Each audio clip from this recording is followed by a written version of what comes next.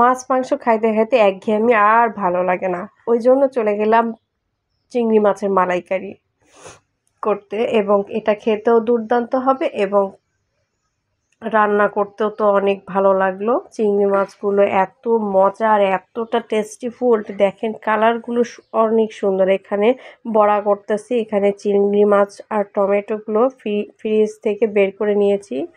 এখন এগুলো এখন পরিষ্কার করে কেটে ধুয়ে বেছে নেওয়া লাগবে। এগুলো খাইতে যে এত টেস্ট আর এত লোভনীয়, আর চিংড়ি লাভার যারা তারাই বুঝতে পারে যে চিংড়ি মাছের টেস্টটা কেমন আর খাইতে কতটা মজা আর অনেক টেস্টি আর অনেক। এখানে পেঁয়াজটা ভাজা করে নিয়েছি, এর মধ্যে পেঁয়াজ বাটাটাও দিলাম যেহেতু আমার ঘনটা দরকার। রান্নাটার মাখো মাখো ভাবটা না হলে তো চিংড়ি মাছের মালাইকারি মনে হবে না, মনে হবে কি যে রান্না করলাম, বোঝাই যাবে না। চিংড়ি মাছ মালাইকারি করতে হলে অবশ্যই মাখো মাখো ভাব থাকতে হবে, অবশ্যই টেস্টিফুল হতে হবে এবং অবশ্যই স্বাদ থাকতে হবে। এখানে সরিষা বাটা, মরিচ, আদা, রসুন, গাছের টাটকা তেজপাতা দিয়ে দিলাম। এখন ভালোভাবে এটা কষাবো। কষানোর উপরই আমার রান্নাটা সুন্দর হবে এবং খাইতেও দুর্দান্ত হবে। রান্না যেমন তেমন, এটা যদি মাটির চুলায় করেন তাহলে তো অসাধারণ, এক কথায় ইয়ামি, একদম মজাই মজা। এই দেখেন কালারটা কতটা সুন্দর, তেলটা উপরে উঠে আসছে। এরপরে আমি অন্যান্য উপকরণগুলো দিয়ে দেবো।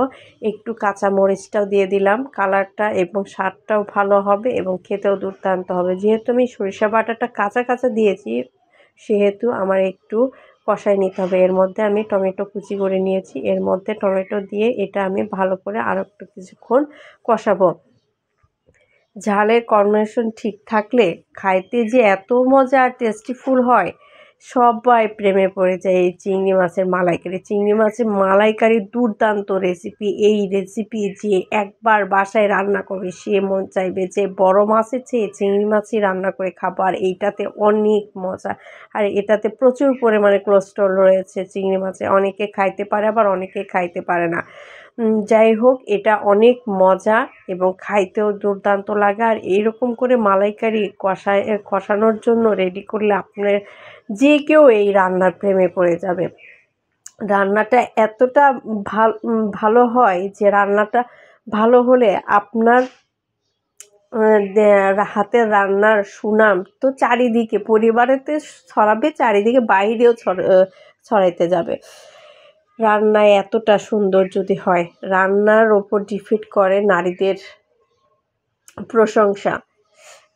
এর মধ্যে আমি দুধটা দিয়ে দিলাম। দুধটাও এখন ভালোভাবে কষাবো। কষানোটা হলে, দুধটা না দিলে তো মালাইকারি মনেই হবে না। দুধ দিলেন তো একটু টক টক ভাব, আর এর মধ্যে একটু লেবু ছড়াই দিবেন।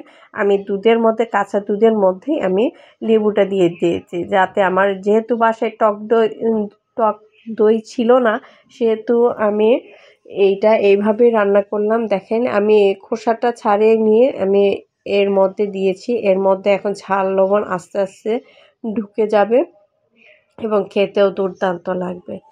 মাখো মাখো ভাব না হলে তো খাবারটা জমে না।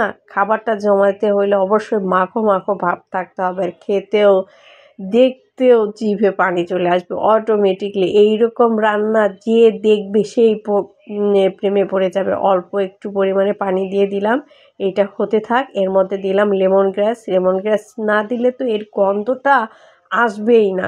এর গন্ধটা সুন্দর হয় এবং ফ্লেভারটাও দূর থেকে বোঝা যায়। আর লেবু পাতা দিলে আরও সৌন্দর্য বাড়াই গেল। দেখেন কতটা টকবগা হচ্ছে। এর মধ্যে এর ফ্লেভার, ঝাল, লবণ সব কিছু ঠিকঠাক রেখে আমি হলুদটাও অল্প পরিমাণে দিয়েছি, যেহেতু আমি মালাইকারি করব। হলুদ বেশি দিলে খেতেও বা টেস্টটা অন্যরকম হয়ে যাবে। দেখেন এর লোকটা, ওয়াও, অসাধারণ, অনেক মজার একটা খাবার। সবাই প্রেমে পড়ে যাবে এইরকম খাবার, আর এইরকম লোক থাকলে এইটা দিয়েই সব ভাত শেষ হয়ে যাবে। অনেক মজা। আল্লাহ হাফেজ।